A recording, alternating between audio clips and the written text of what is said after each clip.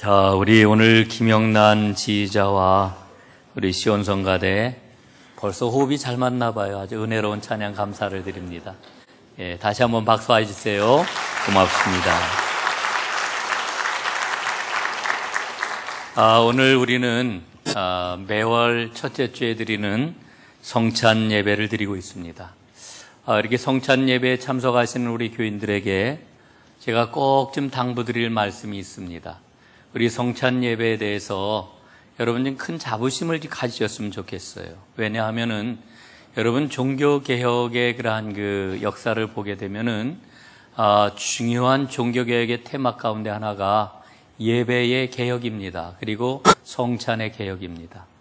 여러분 우리 교회 이 성찬식이 사실은 이제 예배 시작부터 마지막 순서까지 이게 성찬 예식을 그대로 처음부터 끝까지 진행을 하기 때문에 많은 분들이 낯설어 하기도 하고 또 다른 교회에서는 행하지 않는 그런 게 예식이라 우리 교회는 참 특이하다 이렇게 생각을 하시는데 특이하다 생각하지 마시고 우리 교회는 앞서서 성찬 예식을 이제 잘 복원하는 그런 그 예배의 그런 회복을 하는 교회다라고 하는 이런 자부심을 꼭 가졌으면 좋겠습니다.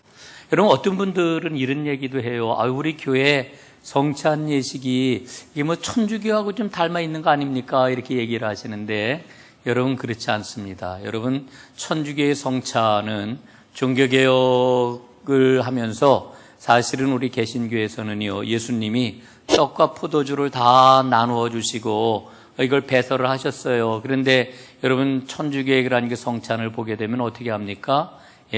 성채만 줘요. 밀전병만 주고 포도주를 성도들에게 분급을 하지 않습니다. 그러나 개신교의 그런 그 성찬은 이 떡만 아니라 이 포도주까지도 예수님께서 명하신 그대로 이거 복원을 한 게 이게 개신교의 그런 그 성찬이에요. 여러분 이거 우리가 좀 잘 알아야 되고요. 지금 이제 우리 한국교회 역사가 이제 134년 이렇게 되면서 135년 이렇게 되면서 여러분 초기에 우리가 받았던 그러한 그 약식화됐던 그러한 그 예배, 이 예배를 기독교 전통에 잇대어 가지고 어떻게 하면은 성찬을 좀 잘 복원하고 그리고 기독교 전통에서 멀지 않은 이런 예배를 드릴 수 있을까? 이게 오늘 그 교회의 그런 굉장히 큰 과제가 되었는데 여러분 이게 21세기가 되면서 지금 이제 새로운 그러한 그 젊은 세대들 여기에다가 겨냥을 맞추다 보니까 여러분 예배의 그러한 그 형식이 더 아주 간결화되고 찬양과 말씀 선포하는 걸로다 이렇게 축약이 되는 그러한 그 예배 형태로다 극단적으로 가는 경우도 있습니다만은 여러분 사실은 지금 이머징 처치 해가지고 예배를 잘 살리려고 하는 이와 같은 그런 그 예배 운동이 굉장히 중요하게 대두되고 있다는 것도 우리가 또한 살펴볼 필요가 있습니다. 우리 전능교회 예배는 복음주의에 입각한 그리고 성경 말씀에 입각한 전통적이고 하나님이 기뻐하시는 그러한 그 예배를 드리는 그런 교회라고 하는 거 여러분 꼭 기억을 하시고 이 성찬이 여러분 한국교회에서 지금 행하는 것처럼 연례 행사가 아니에요. 지금 어떤 경우에는 성찬식을 마치 무슨 특별한 프로그램이나 행사하는 것처럼 이게 성찬식을 거행하는 경우가 있는데 여러분 절대로 그렇지 않습니다. 성찬은 예수님이 직접 제정하신 것이고 예배의 가장 중요한 축입니다. 그래서 마음 같아서는 매주일 성찬을 드리는 게 옳겠다 하는 생각을 갖지만 여러 여건들 때문에 우리 교회에서는 한 달에 한 번씩 성찬을 드리는 거지요.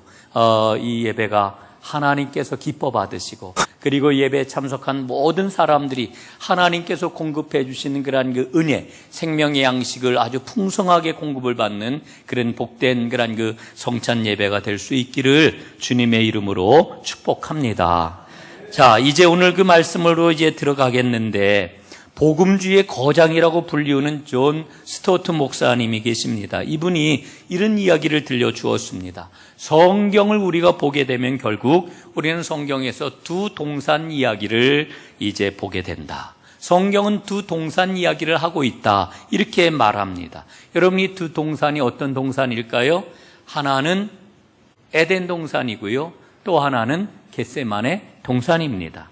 에덴 동산에서 아담과 하와는 하나님의 뜻을 거부했습니다. 그리고 자기들의 뜻을 관철했습니다.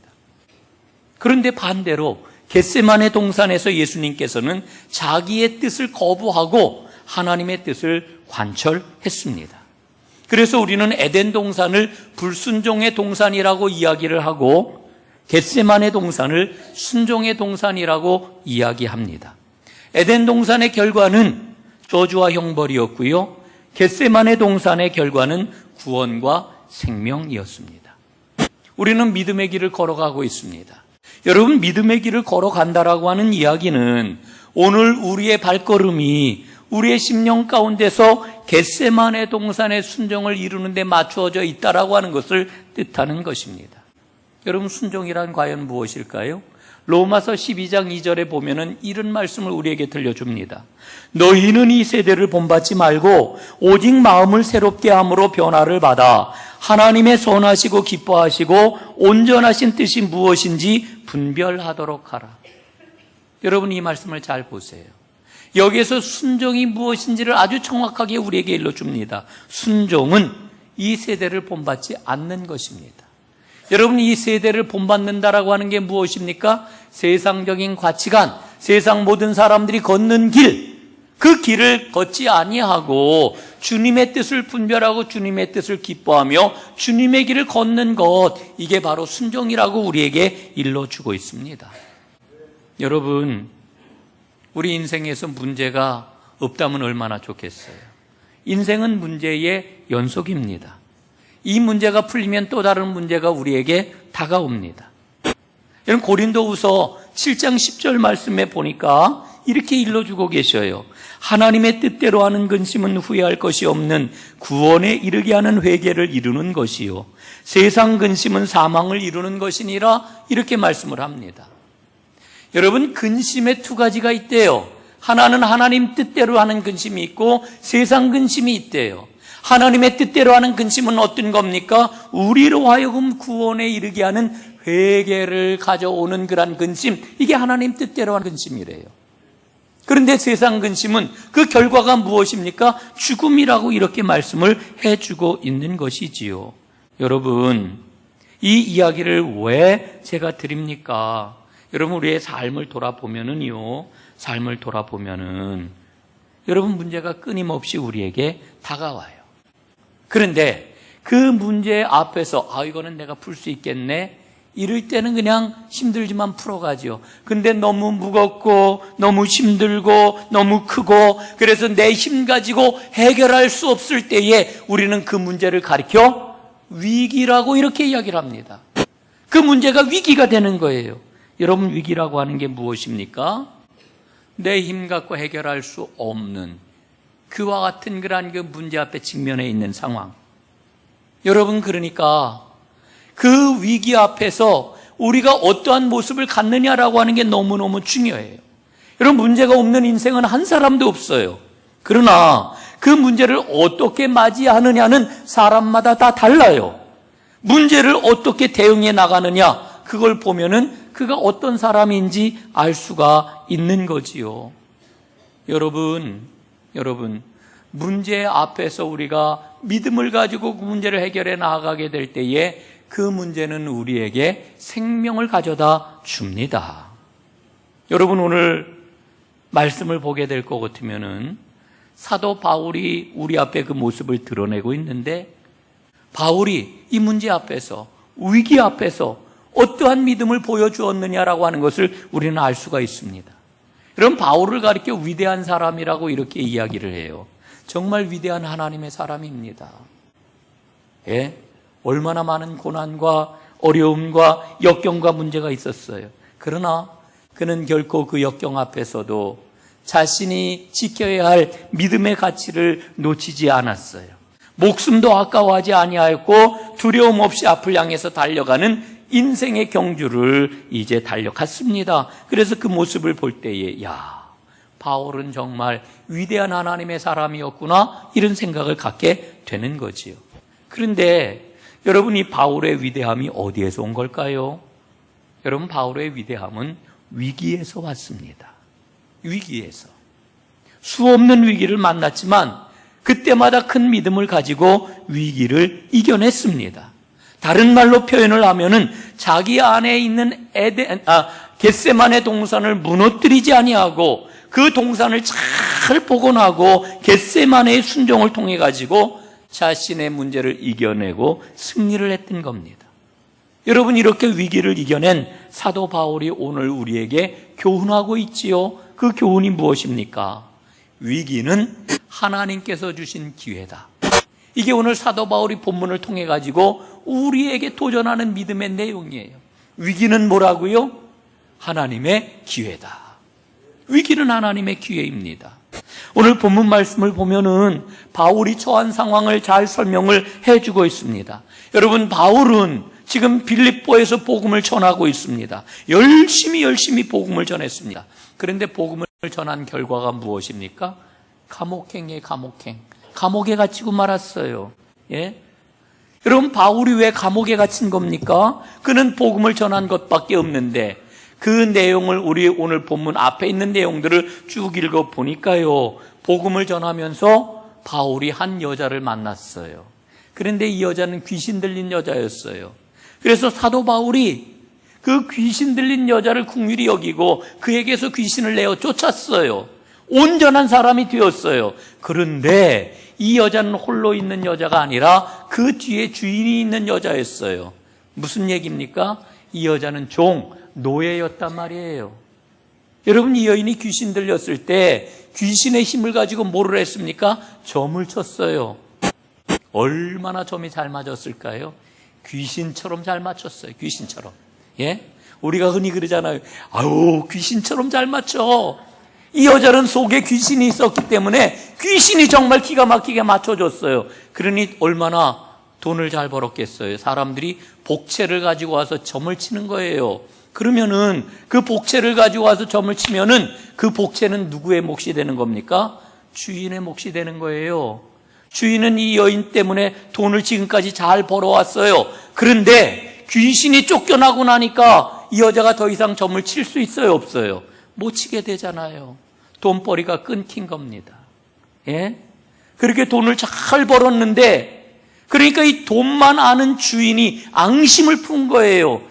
야, 저 어디서 보지도 못하던 저 사람 때문에 내 돈벌이가 다 끊어졌네? 이러고서는 바울과 실라를 잡아가지고서는, 멱살을 잡아가지고서는 그 도시의 관리에게로 끌고 갔어요.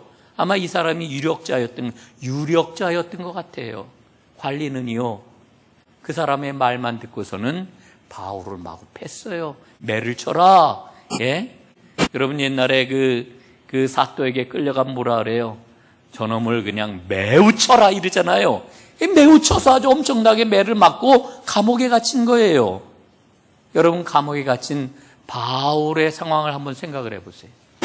얼마나 기가 막힙니까? 예? 얼마나 기가 막혀요. 그런데 바울은 원망하지 않습니다. 낭망하지도 않습니다. 오히려 그 감옥 안에서 기도합니다. 찬송을 합니다. 그리고 하나님의 놀라운 역사를 체험합니다. 그래서 더욱더 든든한 하나님의 사람으로 서게 됩니다. 여러분, 오늘 우리는 이 빌립보 감옥 안에 갇혀 있는 바울의 모습을 보면서 하나님의 사람은 이런 사람이로구나. 성령으로 충만한 사람은 바로 이와 같은 사람이로구나. 이걸 우리가 발견하지 않습니까? 여러분, 하나님께서는 예수 믿고 구원을 받은 우리 모두에게 뭐를 보내주셨어요? 성령을 보내주셨어요. 그래서 우리 안에 누가 있어요? 성령님이 계셔요. 내 안에 성령님이 계셔요. 여러분, 틀림없이 내 안에 성령님이 계십니까? 틀림없이 계십니까? 그럼 성령님께서 오늘 역사하시겠네요. 내 안에 계신 성령님은 세 가지로 역사를 하셔요. 지난 금요일 날 밤에도 말씀을 드렸습니다마는 내 안에 내주하시는 성령님, 왜 내 안에 내주하시느냐? 역사하시기 위해서인데 세 가지예요. 첫째, 위로하시기 위해서 성령님은 우리 안에 계시는 거예요. 여러분, 얼마나 많은 슬픔을 우리가 당해요. 얼마나 많은 아픔을 우리가 겪어요. 여러분, 얼마나 우리가 살아가면서 상처를 받아요. 그럴 때 내 안에 계신 성령님이 어떻게 하신다고요? 우리를 어루만져 주시는 거예요. 우리를 위로해 주시는 거예요. 여러분, 세상에 아무리 나를 사랑하는 사람이라 할지라도 사람이 위로할 수 없는, 오직 하나님만이 위로하실 수 있는 그와 같은 일을 만날 때가 있어요. 여러분, 그럴 때 성령님이 우리를 위로해 주시는 거예요. 내 안에 계신 성령님은 나를 위로해 주시는 줄로 믿습니다. 두 번째로 성령님이 내 안에 왜 계시느냐? 우리를 성원하기 위해서, 우리를 후원하기 위해서 성령님이 계셔요. 여러분, 내가 힘이 세면 얼마나 좋겠어요. 내가 능력이 많으면 얼마나 좋겠어요. 지혜가 충만하면 얼마나 좋겠어요. 아유, 내가 왜 그때 그렇게 얘기를 했지? 아니, 어저께 만나가지고 내가 이렇게 얘기했으면 참 좋았을 텐데. 여러분, 뒤늦게 우리는 아이고, 내가 정말 잘못했네, 이런 생각하잖아요. 뭐가 부족한 거예요? 지혜가 부족한 거잖아요. 나만 그런 줄 알았더니 권사님도 그러신 것 같으네요. 예? 우리는 부족한 것 투성이에요. 그걸 누가 도와주시는 거예요? 성령님이 도와주시는 거예요. 우리의 모자라는 능력, 우리의 부족한 지혜, 우리의 미련함, 그리고 엄청난 문제 앞에서 전전긍긍하는 우리를 도와, 우리를 후원하시고 우리로 하여금 용기를 잃지 않고 앞을 향해 나아갈 수 있도록 성령님이 우리를 성원하고 우리를 도와주신단 말이지요. 여러분, 성령님이 내 안에 계신다고 분명히 고백하셨으니 이렇게 성령님께서 여러분에게 역사하실 줄로 믿습니다. 성령님이 여러분을 성원하셔요. 세 번째, 성령님이 왜 우리 안에 계시느냐? 이게 제일 중요한 거예요. 나를 다스리시기 위해서. 나를 다스리기 위해서 성령님이 계시는 거예요. 궁극적인 이유예요. 여러분, 성령 충만하기를 원합니다. 주여 성령 충만케 하옵소서, 이렇게 기도하시지요. 성령 충만하시기를 바랍니다. 성령으로 충만할지어다. 여러분, 아멘 하시는 이 말의 의미가 무엇인지를 잘 알아야 돼요. 예? 성령 충만한 거는요, 성령님 오셔서 나를 다스리시옵소서, 이런 고백이에요. 여러분, 기꺼이 주님께 나를 다스리시도록 나를 내어놓으시겠습니까? 예? 성령님이 우리 안에 계시는 가장 중요한 이유예요. 그러니까 진정한 복은, 우리 그리스도인들이 예수 믿고 누려야 할 진정한 복은 성령님이 나를 다스리는 거예요. 우리는 성령을 구하면서도, 하나님의 도움을 구하면서도 주님이 나를 다스리는 건 싫어. 예? 그저 내가 필요할 때 주님은 그저 도와주시기만 하면은, 그러면은 대만족, 오케이, 좋습니다. 이렇게 우리가 신앙생활 하는데, 여러분, 아니에요. 성령님이 나를 다스리실 때 우리는 진정으로 행복한 삶을 살 수 있고, 예? 이 생각이 안 났는데, 진정한 인간이 될 수가 있는 거예요. 왜냐하면은 하나님께서 우리 인간을 창조하실 때, 우리를 만드실 때 하나님의 다스림을 받는 존재로 만드셨기 때문에 우리가 성령의 다스림을 받을 때 제일 행복하고 온전하고 가장 기쁜 삶을 살 수가 있는 거예요. 생명이 충만한. 성령 충만하여 성령님이 내주하셔서 여러분을 다스리는 그와 같은 은혜가 임하기를 주님의 이름으로 축원합니다. 여러분, 오늘 바울은 삶의 위기 가운데, 지금 감옥 안에 갇힌 이 위기 가운데서 그 위기를 하나님의 기회로 바꾸어내고 있어요. 이게 바로 바울이 갖고 있는 능력의 믿음입니다. 이 믿음을 세 가지로 오늘 살펴보고, 우리도 바울의 뒤를 따르는 진실한 믿음의 사람들이 꼭 될 수 있기를 소망하면서 이 바울의 그런 믿음을 이제 세 가지 살펴보겠습니다. 첫 번째, 바울에게 있어서 감옥의 위기는 기도 응답의 기회였다라고 하는 거죠. 이게 바울이 갖고 있는 믿음이에요. 위기 속에서 바울은 기도했어요. 바울이 무슨 기도를 했을까요? 하나님, 나 좀 빨리 풀어주세요. 하나님 나를 빨리 건져주세요. 아마 나 같았으면 그런 기도를 했을 것 같아요. 예? 그런데 사도행전 4장에 보면은요, 핍박받는 예루살렘 교회가 드렸던 그러한 그 기도가 있어요. 어떤 기도를 드렸습니까? 이런 기도를 드렸어요. 하나님, 우리의 안전을 보호해 주세요. 우리를 건져내 주세요. 이런 기도를 드리지 않았어요. 예루살렘 초대교인들은 주님, 더욱더 힘차게 복음을 전하게 해주세요. 복음을 그렇게 힘있게 전할 수 있도록 우리에게 담대함을 주세요.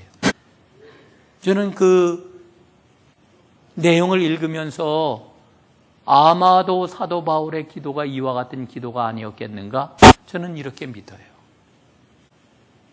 여러분, 하나님께서 바울의 기도에, 실라의 기도에 응답해 주셨어요.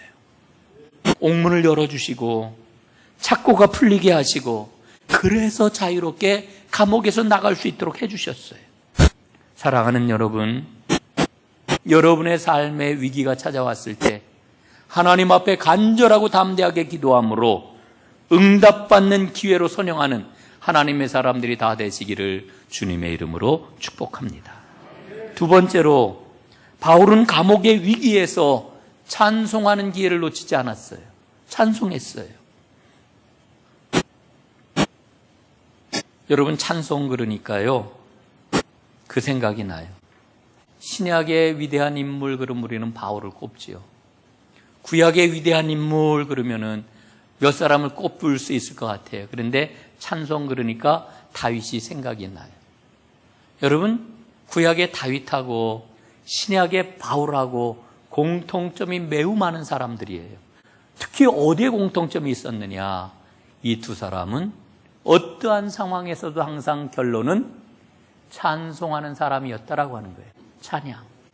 그래서 요즘 말로 표현을 하면은 바울의 생애, 다윗의 생애는 기승전 찬양이에요. 기승전 찬양.